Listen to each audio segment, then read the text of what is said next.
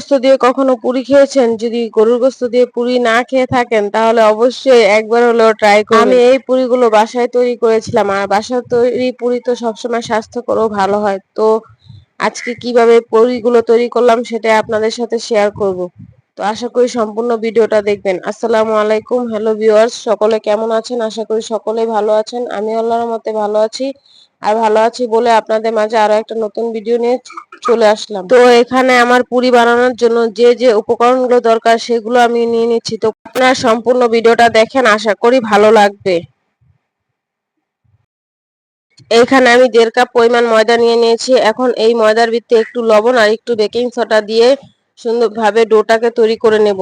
ময়দাটাকে ভালোভাবে মাখাবেন যেন পুরিগুলো ফুলকো ফুলকো হয়। তো এখানে আমি সুন্দরভাবে মেখে নিচ্ছি। এখন একটু পানি দিয়ে এটাকে সুন্দরভাবে একটা ডো তৈরি করে নেব। ডোটা তৈরি করার পর এখানে একটু তেল দিয়ে ভালোভাবে ডোটাকে মেখে নেব, তাহলে এই ময়দার ডোটা খুব সুন্দরভাবে সফট হয়ে যাবে। তো কিছুক্ষণের জন্য এটাকে রেস্টে রেখে দিবেন। এখন পুরি বানানোর জন্য আমার যেই উপকরণ দরকার সেটা তৈরি করব। তো আমি যেহেতু আলুর পুরি বানাবো সেজন্য আমি প্রথমে 2টা আলু সিদ্ধ করে নিয়েছিলাম, আর এখানে এখন 2টা মরিচ টেলে নিচ্ছি।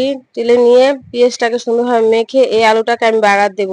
আমার মনে হয় বাগার দিলে সেন্টটা আরো খুব ভালো আসবে। তো এখানে আমি আলুটাকে একটু মেখে এখন একটু সামান্য তেলের উপরে সুন্দরভাবে এটাকে ভেজে নিচ্ছি। ভেজে নেওয়ার পর আমি পুরি তৈরি করব। তো এখানে দেখতেই পাচ্ছেন আপনাদের ভাইয়া পুরি তৈরি করছে।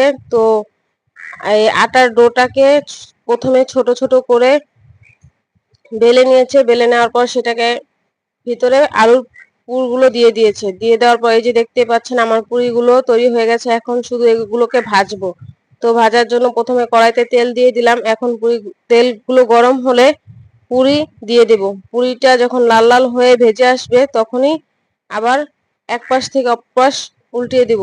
তো আসলে বাসায় পুরি তৈরি করে খেলে খুবই ভালো হয়, যেটা স্বাস্থ্যের জন্য খুব ভালো। সেজন্য বাসায় তৈরি করেছিলাম সেদিন। তো গরুর গোস্ত রান্না করা ছিল। তো চিন্তা করলাম গরুর গোস্ত দিয়ে পুরি খেয়ে দেখি কেমন লাগে, সেজন্য আপনাদের মাঝে শেয়ার করছি। আপনারা চাইলে এভাবে একবার খেতে পারেন, খুবই ভালো লাগে খেতে। ইনশাআল্লাহ আপনারাও বাসায় ট্রাই করবেন। আর আপনারা সকলে আমার পাশে থাকবেন, আমার সম্পূর্ণ ভিডিওটা দেখবেন। এই যে দেখতেই পাচ্ছেন আমার পুরিগুলো ভাজা হয়েছে, কত সুন্দর ফুলেছে, লাল লাল হয়েছে ফুলে। এখন এগুলোকে খাবো। একটা পুরি ছিঁড়ে আমি আপনাদের মাঝে দেখাচ্ছি কত সুন্দর হয়েছে, ভিতরে ডোটাও খুব ভালোভাবে ঢুকেছে। তো আপনারা পুরো ভিডিওটা আমার দেখবেন আশা করি। আপনারা কে কোথা থেকে আমার ভিডিওটা দেখছেন অবশ্যই কমেন্ট বক্সে জানাবেন। আর আপনারা আমার পাশে আছেন বিদায় আমি এতদূর আসতে পেরেছি। তো সকলে আমাকে সাপোর্ট করবেন, ইনশাআল্লাহ আমিও সবার পাশে আছি। সম্পূর্ণ ভিডিওটা দেখার অনুরোধ রইল। এই যে এখন আমি আর আপনাদের ভাইয়া খাচ্ছি। তো সকলেই সুস্থ থাকবেন, ভালো থাকবেন। আল্লাহ হাফেজ।